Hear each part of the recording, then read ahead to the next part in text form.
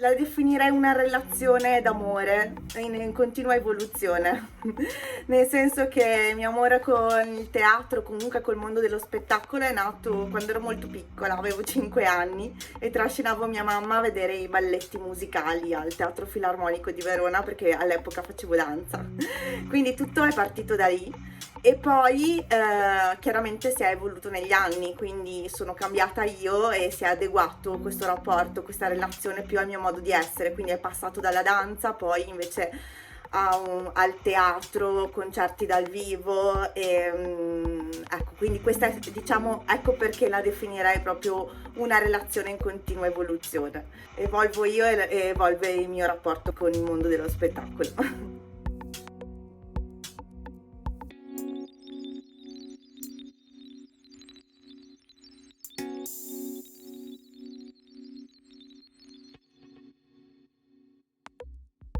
Penso che il mio rapporto con lo spettacolo abbia influito molto sul mio percorso di studi, nel senso che ho scelto un indirizzo di comunicazione che però faceva parte della facoltà del DAMS di Bologna, quindi un indirizzo di comunicazione ma molto specifico nell'ambito anche dell'arte e dello spettacolo. Quindi penso che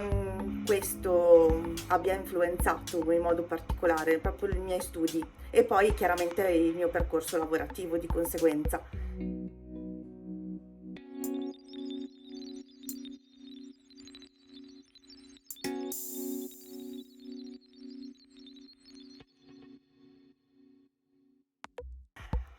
Mi sento vulnerabile in tantissime cose,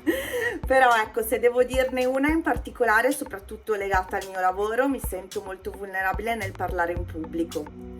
È una vulnerabilità che non è mai passata, c'è sempre e comunque nonostante ciò continuo a insistere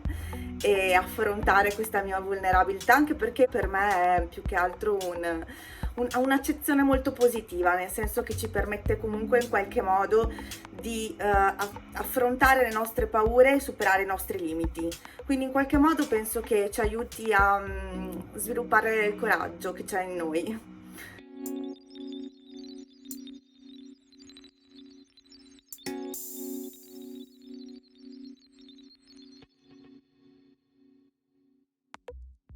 Assolutamente mantenere l'identità del prodotto culturale, quindi è chiaro che non andrei mai a promuovere un prodotto culturale come farei con un'auto o come farei con un supermercato, quindi mantenere assolutamente l'identità e per fare questo, quindi avere proprio ben chiara qual è l'identità del prodotto e conservarla, non snaturalizzarla, perché questo può essere anche un punto di forza. Io cercherei più che altro, proprio per non cadere nel commerciale, di informare attraverso il prodotto culturale, quindi promuoverlo formando le persone e informando. In questo modo, secondo me, si riesce a mantenere l'identità.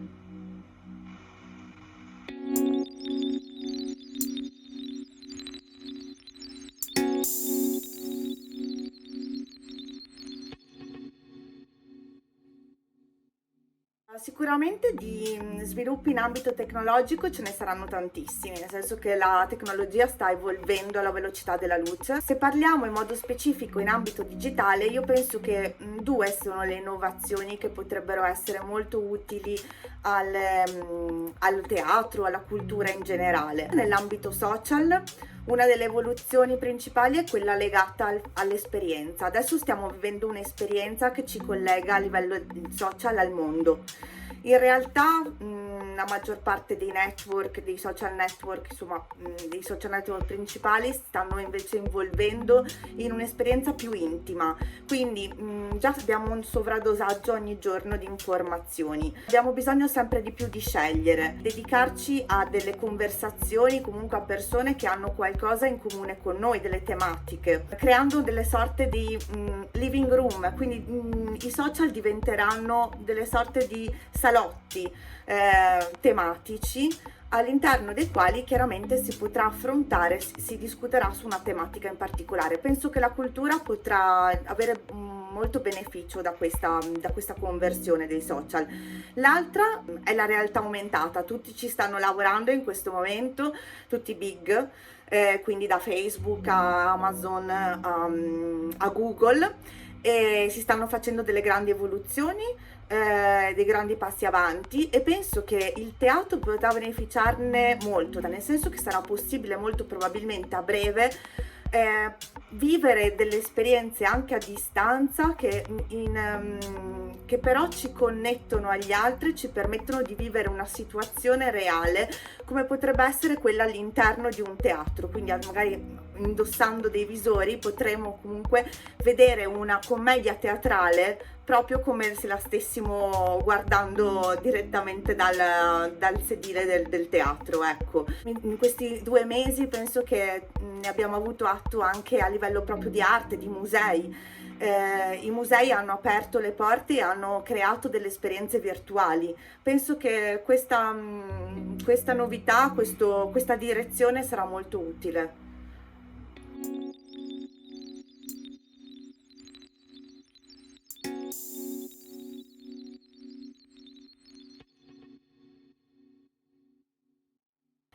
Non abbandonandolo, quindi sicuramente continuando a mostrare la propria vicinanza come ha fatto in questi 2 mesi, in cui c'è stata una grossa necessità comunque di mostrare che comunque non esisteva, cioè non c'era limite fisico, e quindi il teatro come i musei potevano comunque raggiungere l'audience, gli utenti e le persone anche a distanza. In modo concreto direi che sicuramente a livello digital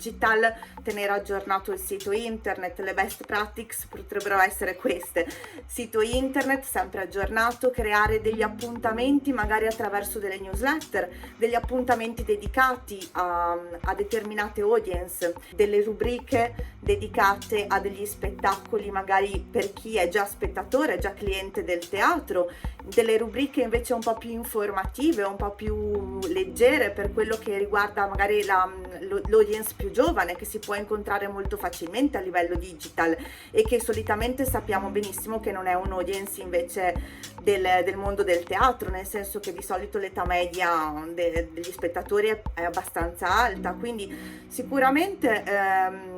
utilizzando gli strumenti digitali si può avvicinare anche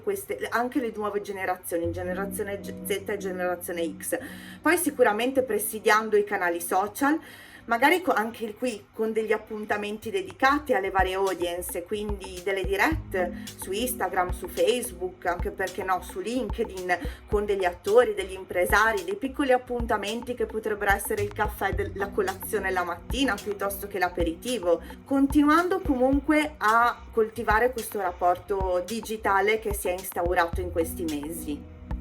Un'iniziativa che ho visto in questi giorni, che ho visto che è stata promossa tra l'altro da Nino Formicola, dal comico, un portale, non so se l'avete già visto, che è online teatroinvideo.com, che è una bellissima iniziativa anche questa per avvicinare secondo me anche nuove persone, non solo chi già frequentava ma anche nuovi potenziali fruitori dello spettacolo.